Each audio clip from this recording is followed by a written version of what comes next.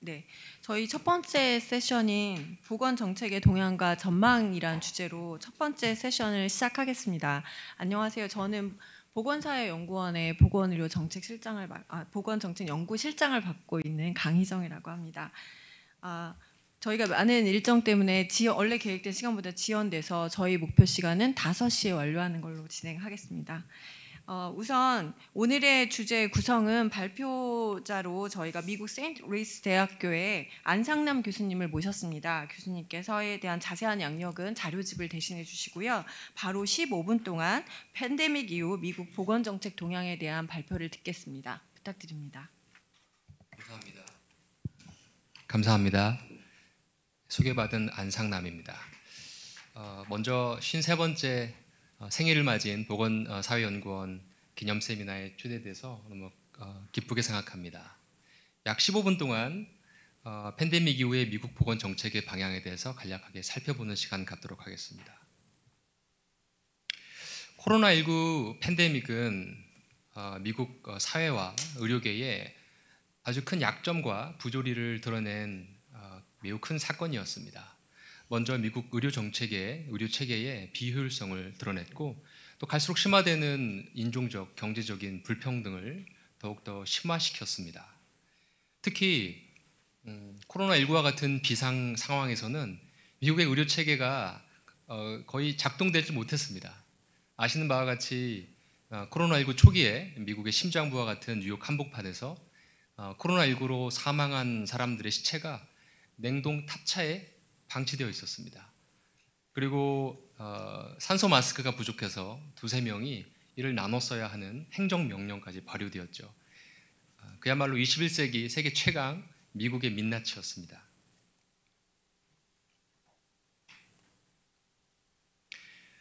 미국 의료체계의 비효율은 사실 어제 오늘만의 문제는 아닙니다.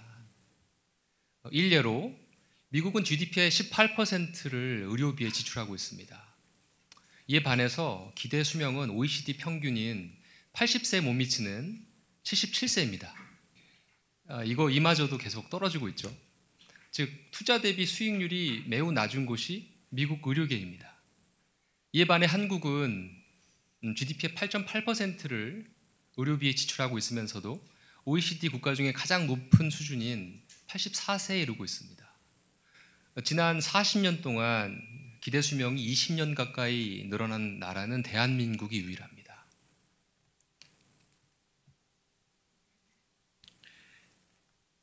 코로나19로 중증도 환자와 사망자가 속출하면서 미국 정부는 많은 선제적 조치들을 취하게 됩니다. 특히 보건 정책에 있어서 많은 권한이 있는 50개 주정부는 외출 금지, 마스크 착용 의무화, 음식점 및 주점 폐쇄 등의 조치를 통해서 그 당시 잘 알지 못했던 바이러스에 대응해 가게 되죠. 하지만 이마저도 경제 회복이 중요한 화두로 대두되면서 많이 사라지게 됩니다. 그리고 2023년 3월까지 미국의 코로나19의 확진자는 1억 명을 넘어섰고 이 중에 안타깝게도 100만 명 이상이 사망했습니다. 코로나19를 대응하기 위해서 미국 연방정부는 경기 부양, 그리고 코로나19 백신 및 치료제 개발, 그리고 병의원에 대한 지원 등으로 천문학적인 돈을 지출했습니다. 하지만 이는 작금의 미국 인플레이션의 가장 큰 원인이 되기도 했습니다.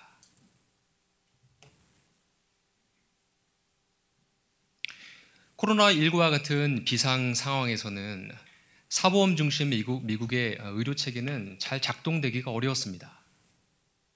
미국의 의료 체계는 쿼드 펑션 모델에서 보시다시피 딜리버리, 파이낸싱, 인슈런스, 페이먼트 이 네 가지 기능이 영국과는 달리 통합되지 못하고 각각 따로 노는 모양새입니다. 하지만 코로나19 팬데믹 상황에서 미국 정부의 연방 정부의 적극적인 개입으로 미국 코로나 환자들의 진단, 백신 접종, 치료, 그리고 병의원에 대한 치료비 지급 등으로 영국과 같은 통합된 모델도 미국에서 사용이 가능하다는 것을 보여주었습니다.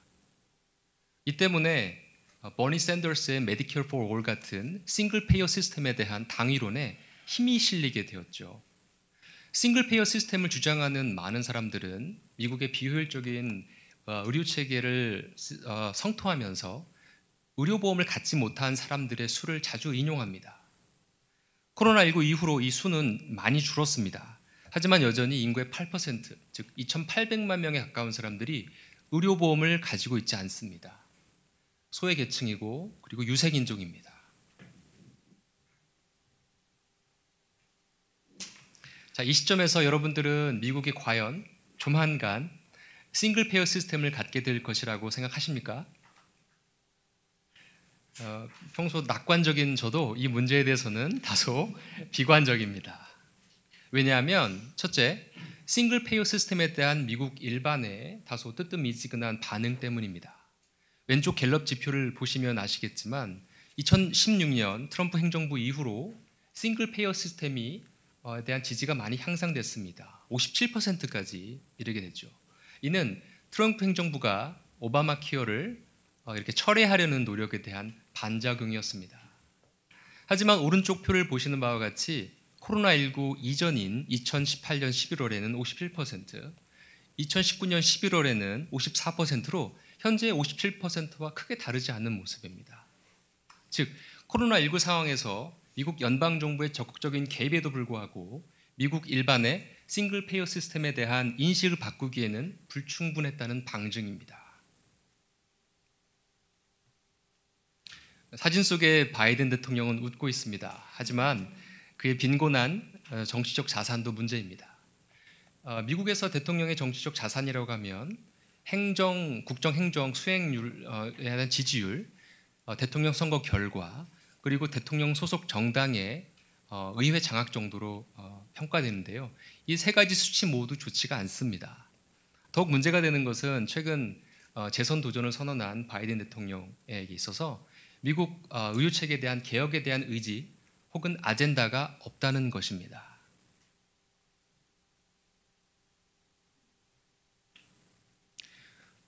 그리고 또한 다운스 박사가 제시한 이슈 어텐션 사이클에서 Decline of Interest, 즉 싱글 페이어 시스템에 대한 국민들의 흥미가 많이 감소하고 있기 때문입니다. 이는 미국이 현재 마주한 많은 컴피팅 디맨드 때문인데요. 미국은 현재 인플레이션으로 국민들의 삶이 많이 팍팍합니다. 10달러를 가지고, 한국에서는 10,000원 정도의 10달러를 가지고 마트에 가면 장 볼 것이 없습니다. 러시아의 우크라이나 침공, 그리고 중국과의 패권 다툼도 미국이 오롯이 자국의 의료체계를 개혁을 고민하고 실행하는 데 큰 걸림돌이 되고 있습니다.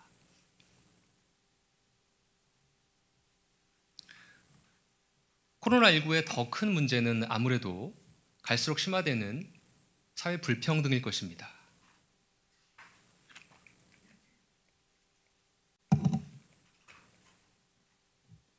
코로나19로 100만 명 이상 되는 사람들이 목숨을 잃었습니다.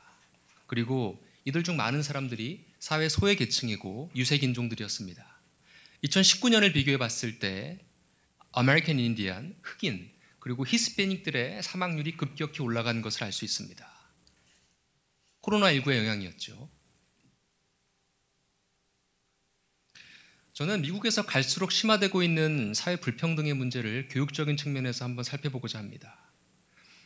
코로나19로 인한 중증도 환자와 사망자가 속출하면서 미국 정부는 사회적인 거리두기 카드를 꺼낼 수밖에 없었습니다.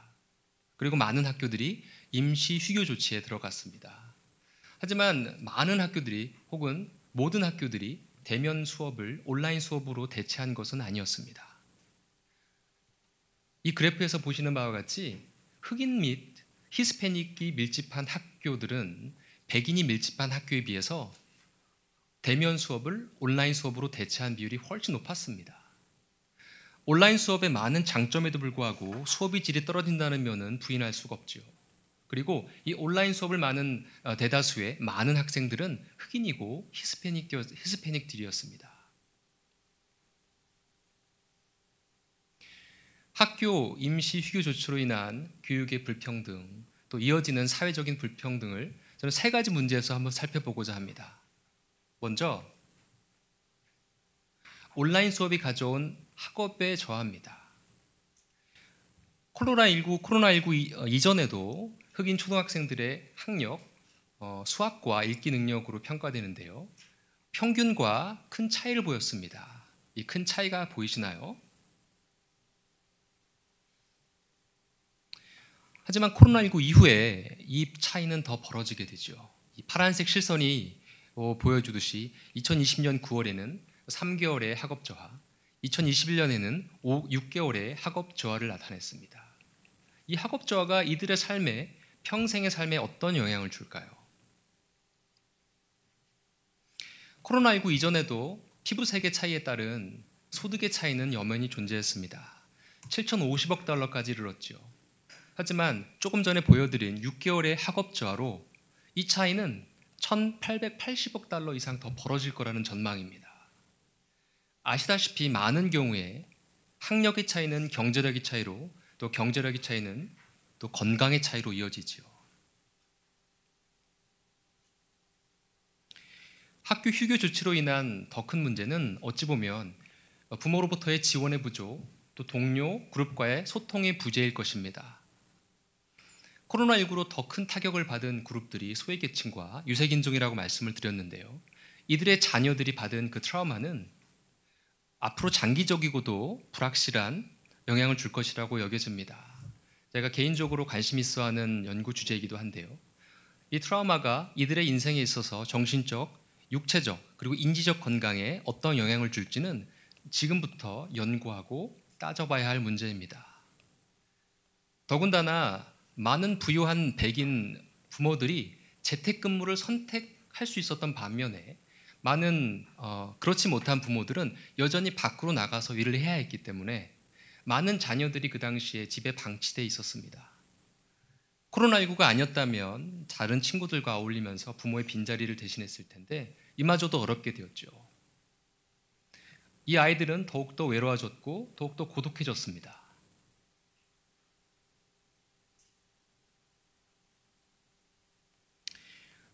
미국의 사망률은 인구 10만 명당 11명으로 OECD 평균인 14명으로 OECD 평균인 11명에 보다 훨씬 상회합니다.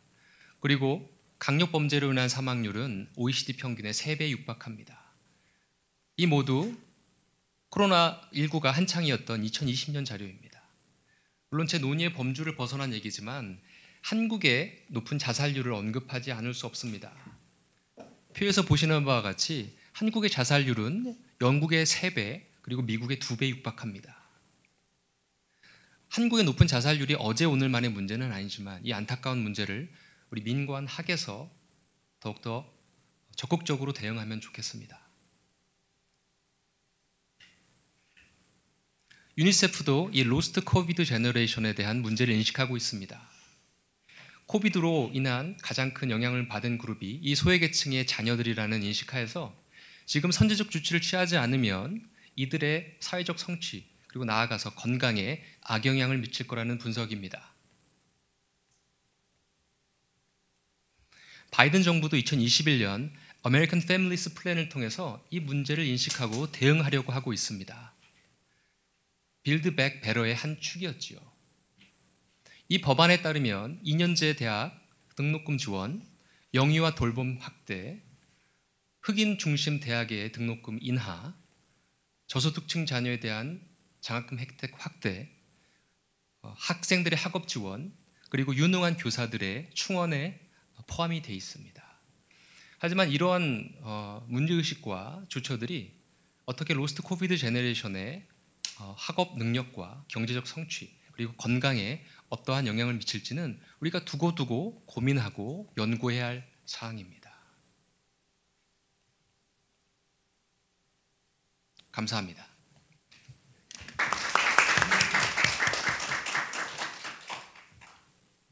네, 시간 지켜주셔서 감사합니다. 저희가 토론자가 세 분이 준비하고 계시는데요. 우선은 영국 옥스퍼드 대학교의 김성욱 교수님이 혹시 연결되어 있으시면 먼저 5분 동안 토론을 부탁드리고자 합니다. 혹시 제가 화면으로 확인할 수가 없는데 연결이 돼 있으실까요? 들리시나요? 네, 잘 들립니다. 부탁드립니다. 예, 안녕하세요. 저는 옥스포드 대학교에서 일하고 있는 김성욱이라고 하고요. 지금 발표해 주신 거 재미있게 잘 들었습니다. 지금 말씀해 주신 것이 단지 미국만의 문제는 아니고 이게 그 전 세계적으로 상당히 유사점이 많은 그 코로나에 대한 대처 방안이었던 것 같고요.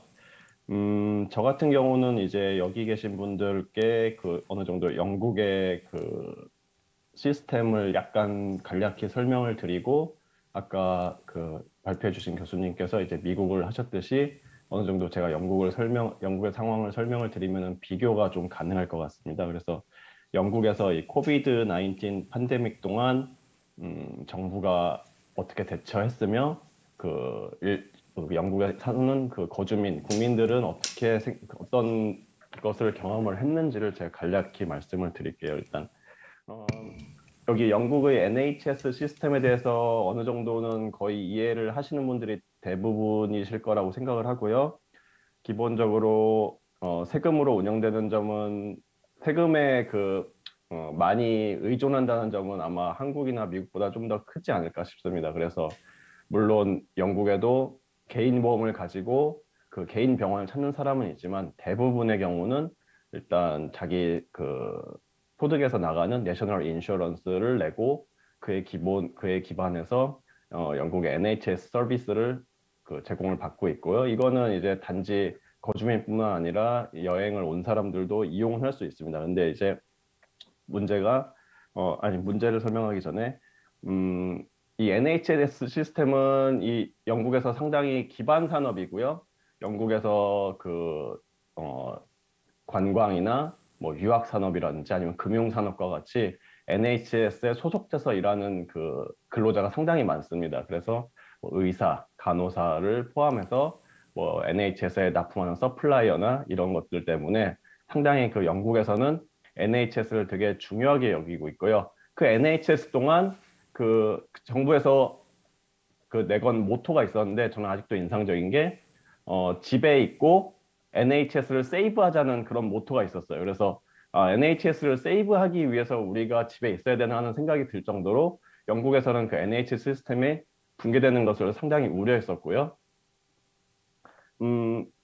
여기서도 기본적으로 공부를 잘하는 학생들이 의대를 진학을 해서 이제 졸업 후에 의사가 됩니다. 근데 그 의사의 공급은 상당히 관리가 되고 있어서 의사가 항상 부족한 실정이에요. 그리고 이 영국 시스템의 또 가장 큰 문제 중에 하나는 아마 영국에서 유학 경험이나 체류 경험이 있으신 분은 잘 아실 겁니다. 이제 웨이팅 리스트가 엄청나게 길다는 게 문제가 되는데요. 이제 저 같은 경우는 코비드 19 동안 아이들이 이제 감기에 걸린다든지 아니면 열이 난다든지 이런 경우에 이제 전화를 했었어요. NHS 111이라는 시스템을 통해서 전화를 했었지만 한 번도 거기를 통과를 하지 못했습니다. 그래서 열이 난다 하면은 집에서 이제 해열제 먹고 쉬어라 이런 답변만 받고 코비드 19 동안 저를 비롯해서 저희 가족 아이들 한 번도 그 병원 문턱에 구경을 못 해봤어요.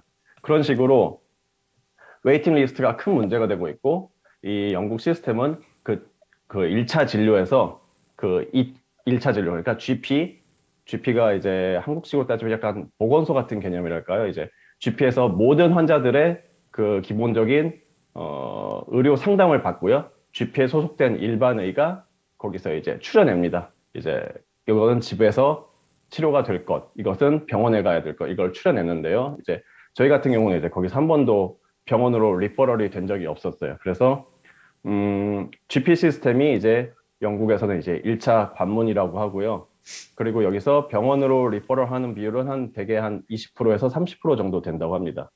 근데 이제 문제가 무엇이냐면은 이제 미국과 마찬가지로 영국에서도 의사가 부족했고 마찬가지로 침대 수가 상당히 부족했습니다. 그래가지고 임시 야외에다가 천막을 치고 임시 침대를 차리기도 했었고요. 그런 식으로 해서 그 코비드 19 동안 정부가 나름대로 대응을 한다고 하였지만 그 비효율성이 엄청나게 증대되었습니다. 그래서 이제 제 경험도 그렇고 그 사이에 병원 진료를 받기가 상당히 힘들었고요. 그래서 이 코비드 19 동안 영국 정부에서는 어느 정도 대책을 세웠는데 이 대책이란 것도 상당히 원론적인 수준이에요. 그래서 1차 진료, 사회보장 및 앰뷸런스 서비스에 대해서 투자를 더 늘려야 된다는 그런 원론적인 그 대책이 나왔고요. 실제로 제가 지금 하는 프로젝트 중에 하나는 제가 코로나 환자하고 제가 인터뷰를 해서 그때 겪었던 경험을 이제 제가 듣고 그거를 이제 제 연구에 좀 반영을 하려고 하는 그런 것들도 있는데 그분 말씀을 들어보면은 자기가 코로나 때문에 아파가지고 이제 숨도 잘 안 쉬어지고 그래서 병원에 전화를 했는데 앰뷸런스가 왔는데 자리가 없어 이 병원 저 병원 떠돌아다니다가 거의 하루 종일 이제 앰뷸런스 속에서만 있었다고 그러시는 분들도 계시더라고요. 그래서 그런 식으로 상당히 비효율성이 증대됐지만 이에 대해서 내놓은 대책은 상당히 원론적이고 또 한 가지 내놓은 대책 중에 하나가 이제 2차 진료를 필터링하는 거예요. 그래서 되게 그 NHS 111이라는 그 전화 서비스를 통해서 여기서 환자들을 병원으로 보낸다든지 아니면은 이제 거기서 필터링 해내는 그런 기능을 하는데 이 정부에서 내놓은 대책 중에 하나가 2차 진료는 전용 전화선을 통해 특수 자문을 제공하는 1차 진료 접근을 개선해야 한다는 그런 식의 원론적인 대책이 나왔고요. 그리고 또 나온 것 중에 하나는 이제 병상을 확대하자는 거죠. OECD 다른 EU 국가 같은 경우는 인구 1000명당 병상이 5개라는데 영국은 2.4개, 그리고 독일은 7.8개로 다른 OECD 국가에 비해서 그 침대 수가 상당히 적습니다. 그래서 이 침대 수를 또 늘리자 그런 세부적인 그 대책은 없어요. 그냥 침대 수를 늘리자는 그런 대책이 나와 있고요. 그래서 이런 것들로 인해서 상당히 그 비효율성, 원래도 웨이팅 리스트가 상당히 길었는데 이 코비드 19 동안 더욱더 그게 길어지게 되었습니다. 그래서 이 정도로 제가 그 영국 그 시스템이 그 코비드 19 동안 어떻게 돌아갔는지 간략하게 말씀을 드렸고요. 혹시 뭐 질문 같은 거는 뭐 지금 하는 네, 시간인가요? 다음에 종합 토의 때 부탁드리겠습니다. 알겠습니다. 네, 감사합니다. 기다리고 감사합니다. 계셨던 허나영 중국 상해대학교 교수님 연결되어 계시는데요. 부탁드리겠습니다. 5분 시간 엄수 부탁드립니다. 예, 그러면 시작하겠습니다. 발표 잘 들었고요. 박사님 발표 얘기 잠깐 하고 그다음에 중국 정책에 대해서 잠깐 토론하는 식으로 하겠습니다. 제가 발표를 잘 들었고요. 그 코비드 팬데믹 상황에서 미국의 보건 정책과 또 미국에 남겨진 과제에 관해서 토의를 하셨고 또 제가 그래도 가장 흥미롭게 봤던 부분이 그 지속되는 혹은 팬데믹 이후에 심화된 민족별 보건 또 교육 불평등 이 부분이 가장 인상이 깊었었거든요.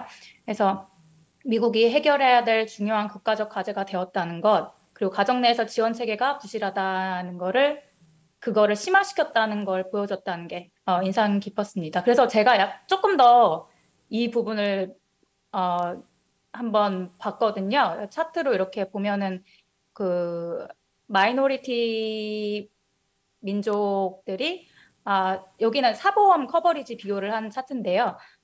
여기서 조금 더 불평등이 심화되고 있다는 것을 잘 볼 수가 있습니다. 에이시안이나 화이트 같은 경우에는 그 사보험 커버리지가 없는 사람들이 비율이 이 사람들에 비해서 적다는 것을 확인할 수가 있죠. 그리고 여기는 그 조금 더 심화적으로 들어가서 에이지까지 넣어서 사보험이 없는 사람들을 보여준 차트인데요. 워킹 파퓰레이션에서 아메리칸 인디언이 사보험이 없는 비율이 월등하게 높다는 게 보여지고 있습니다. 히스패닉에서도 마찬가지였고요.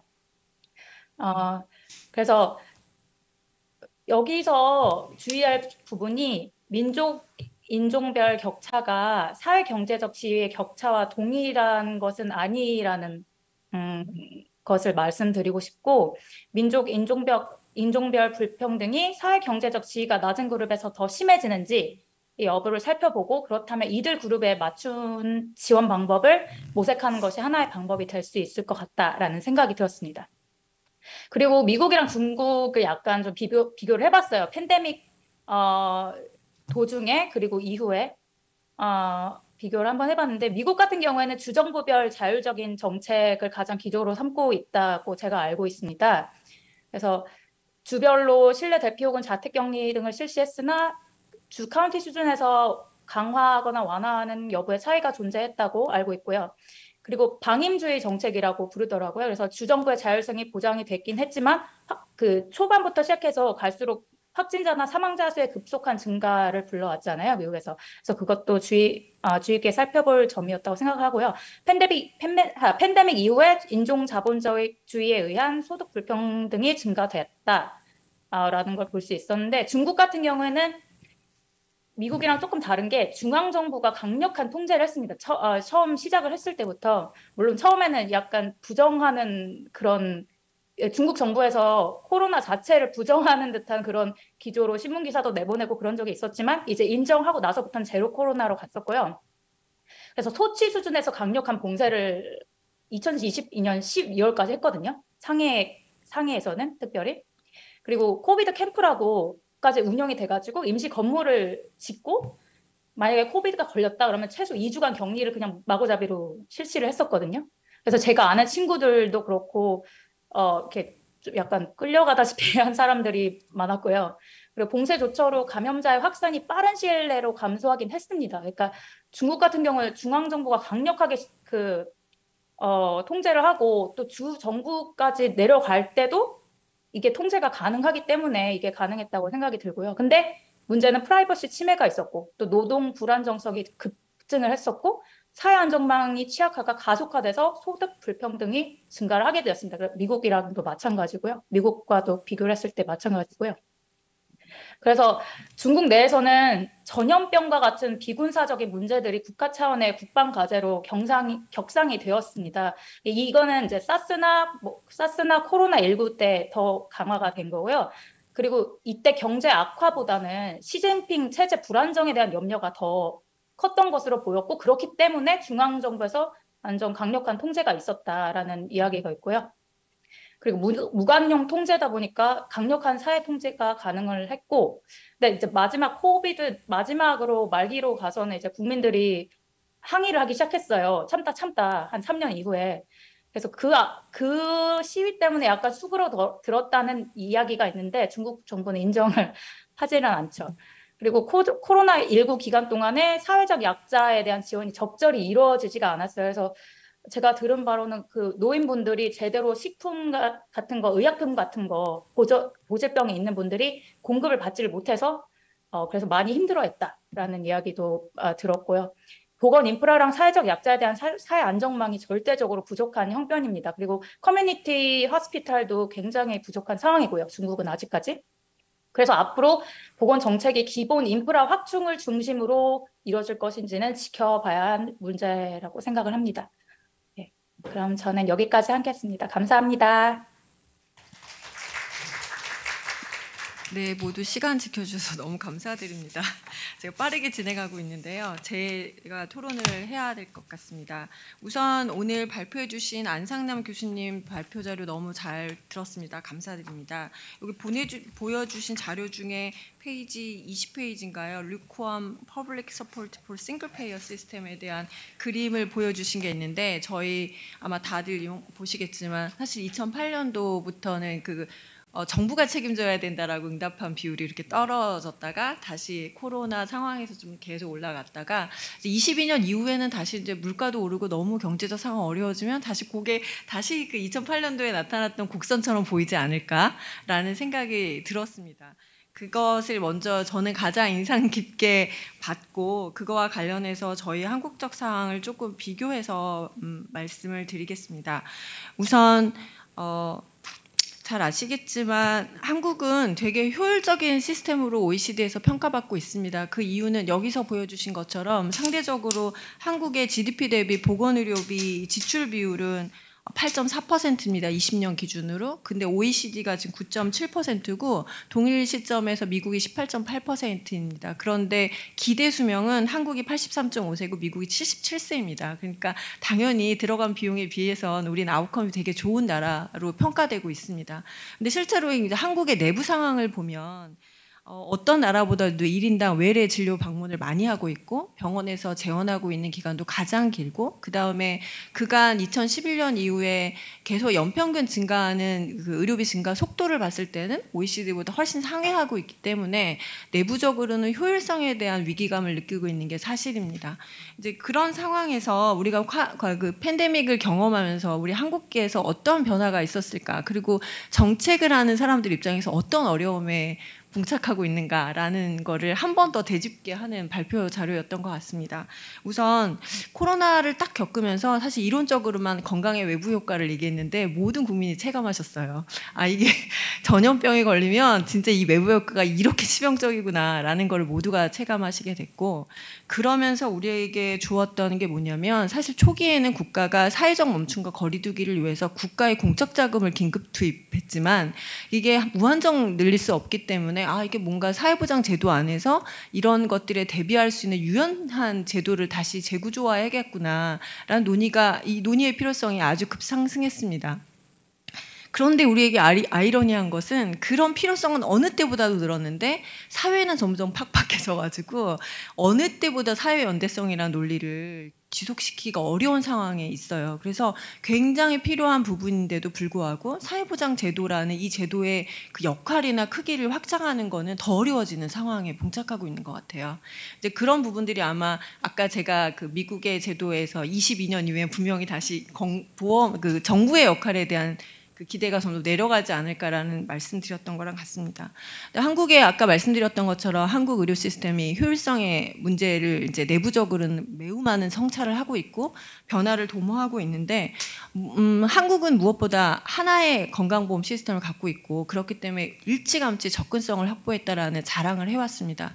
그래서 접근성과 비용을 어떻게든지 부담을 줄이려는 노력을 해왔는데 사실 효율성이라는 문제에 이제 직접적으로 직면하면서 사실 어떻게 보면 가능하면 한 번 쓰고 효과가 좋은 아웃컴을 봐야 하니까 이 질에 대한 관심도 갖게 됐고 비용 대비 소위 가성비라는 생각을 이제 하게 되는 거죠. 의료비 안에서도 가성비를 높이는 의료의 지출이 이루어져야 한다라는 식으로 생각했고 저희 쪽에서의 전문 용어로는 그걸 이제 가치 기반 의료 시스템으로 혁신해야 된다 이런 말을 하고 있습니다. 근데 이제 이 가치 기반 의료 시스템에 대한 부분은 사실 좀 더 실질적인 의미로 얘기를 하면 전달 체계 문제로 다시 또 기속됩니다.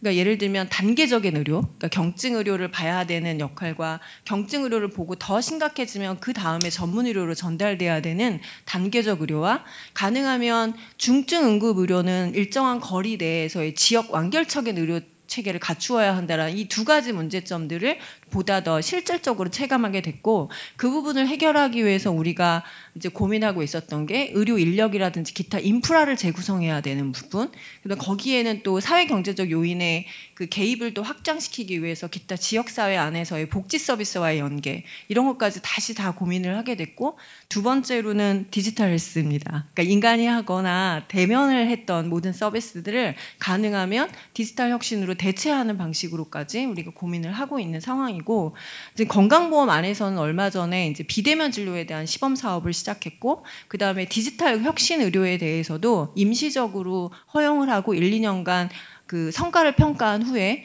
최종적으로 확정해서 이제 급여 여부를 결정하는 방식의 신속 등재 시스템을 지금 저희가 이미 검토를 하고 도입을 하고 있습니다. 그래서 앞으로는 결국엔 이제 우리에게 달려있는 정말 절대절명의 과제는 사실 어떻게 하면 디지털 의료를 공공성을 저해하지 않으면서 기존의 건강보험 시스템의 목적을 달성하면서 잘 어우러지게 하느냐 그런 것들이 실제로 지역과 전체 전국 단위에서의 의료 전달 체계에 얼마나 잘 연결하는 고리로 수단으로서 활용될 수 있게 하느냐라는 것이 가장 절대절명의 과제로 갖고 있는 것 같습니다. 네, 이상입니다. 저희의 그 토론자들의 개별 토론들은 끝났고요. 저희 주제에 대해서 그러면 오픈하겠습니다. 그러니까 모두가 이제 질문이 이제 발표자분에게 있으실 수 있고 또 의견을 개진하실 수 있겠습니다. 자유롭게 표시해 주십시오. 아니, 저부터 시작하나 해도 네, 될까요? 네, 그러셔도 됩니다. 예. 네. 아까 그 안상남 교수님께서 말씀해주신 해주신 발표 뭐 다시 한번 잘 들었고요. 되게 간략하면서 되게 요점만 잘 발표해주신 것 같아서 이해가 되게 쉬웠습니다. 그리고 그 발표해주신 내용 중에 비효율성을 여러 번 언급을 해주셨는데, 사실 제가 영국에 있다 보니까 정말 의료 비효율성이 제일 최고인 나라 중에 하나가 아닐까 싶은 게 영국이거든요. 그 근원적인 이유에는, 기본적으로 국가에서 운영하는 그 서비스, NHS 서비스가 기본적으로 무상 의료 서비스를 누구에게나 도입하는 그 좋은 취지가 있지만, 그러다 보니까 상당히 많은 수가 그 GP에서 걸러져야 되고, 그리고 또 이제 항상 그 GP에 가보면은 GP에서도 웨이팅 리스트가 상당히 깁니다. 거기서도 길고, 거기서 또 진료 약속을 잡으면은 거기서 또 길어져요. 그래서 저 같은 경우는 이제 제 지인 같은 경우는 한 번은 그 유방암 그 스크리닝을 봤는데 그게 거의 막 4, 5개월 걸렸던 게 있어요. 되게 마음이 무섭고 급하고 막 그런 상황에서 빨리 그 검진을 받고 싶은데 그게 4, 5개월이나 있다가 잡히고, 그런 걸 보면서 제가 이 정부가 기본적으로 제일 큰 메인 싱글 페이어 시스템이란 말이에요, 영국은. 근데 이제 아까 말씀해 주신 게 그 싱글 페이어로 가자는 움직임이 좀 있었다고 말씀을 해주셨는데, 사실 그 세금으로 의료 시스템이 운영되는 게 다가 아니라는 생각이 저는 영국 사례를 보면서 많이 들었거든요. 그 세금으로 운영하면서 또 어떻게 보면 그 개인 보험과 그 밸런스가 어느 정도 잘 맞아야 이제 비효율성이 이제 좀 없어질 수 있지 않을까 하는 생각이 드는데, 이런 비효율성을 개선하기 위한 어떤 정책적인 노력이 미국에서 있었는지 좀 궁금합니다. 제가 답변할까요? 예. 쉽지 않은 질문이고요. 좋은 질문입니다. 오늘 밤을 새서도 사실 좋은 답을 찾기 어려운 질문입니다. 제 슬라이드에서 뭐 GDP 대비 또 뭐 기대 수명을 일례로 보여드렸습니다. 미국 시스템의 비효율을 말씀드릴 때. 하지만 가장 큰 비효율의 근원은 미국 시스템에서 있어서 영국과는 달리 네 가지 펑션, 딜리버리, 또 파이낸싱, 인슈런스, 이 페이먼트의 그 네 가지 펑션이 좀 통합되지 않는 부분이 가장 큽니다. 그렇기 때문에 중간상 혹은 중간자들인 인슈런스 회사들이 많고, 그들은 역대 초유의 그 마진을 기록하고 있습니다. 돈을 잘 벌고 있어요. 사실 그게 비효율의 방증이기도 하죠. 최근에 미국 정부에서 매우 의미 있는 법안을 통과시켰습니다. 2022년 작년이죠. 8월에 인플레이션 리덕션 액트라는 법을 통과시켰어요. 그래서 많은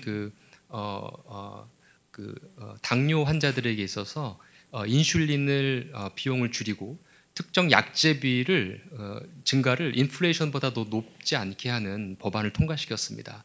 아시다시피 미국은 OECD 국가 중에서 거의 유일하게 약제비를 통제하지 못하는 나라입니다. 그래서 이 부분이 어느 정도 비효율을 제거하고자 하는 미국 정부의 노력입니다. 약제비 관련해서 미국은 또 다른 중간상이 존재하죠. 그 Pharmacy Benefit Management라는 회사가 있습니다. 이들은 처방약을 유통하고 이렇게 배급하는 역할을 하고 있습니다. 아마도 바이든 정부에서 다음 그 비효율을 제거하는 노력은 아마 이 PBM 회사들에 대한 통제 정책을 취한 것으로 시작을 할 것 같습니다. 네, 혹시 다른 분들 뭐 의견? 네, 정희정 교수님. 그냥 우선 그 영국 의료 시스템에 대한 비효율적 그 부분에 대해서 조금 얘기를 해야 될 것 같은 게요. 사실 영국 시스템이 그 NHS가 그 국가에서 운영하기 때문에 세금을 해서 운영하기 때문에 비효율적인 것이 아니고 2010년부터 보수 정부에서 사회 케어 시스템이랑 멘탈 헬스 시스템이랑 모든 것을 삭감해왔고, 그 다음에 그거로 인해서 이제 인력난 같은 경우에도 웨이팅 리스트가 길어진 이유가 간호사나 의사나 모든 지금 의료진이 지금 되게 부족한 상태인데, 그 부족한 이유가 어떻게 보면 보수 정부에서 민관화를 많이 시켰고 민영화로 많이 빠진 사람들도 있을 뿐만 아니라 그 공공 부분에 소진을 해가지고 인력 이제 이탈하는 부분들이 많기 때문에 그렇기 때문에 웨이팅 리스트도 길어지고 사실상 어떻게 보면은 적합한 치료를 받지 못하기 때문에 웨이팅 리스트가 길어지지만 하지만 어떻게 보면은 국가 의료 시스템이고 세금으로 운영하기 때문에 그러기 때문에 효율적으로 운영되는 부분이 상당히 많다고 생각해요. 그래서 그것에 대해서 많이 구체적이게 오래 하고 싶지 않지만은 그 부분에 대해서는 조금 좀 얘기를 해보고 싶었습니다. 네.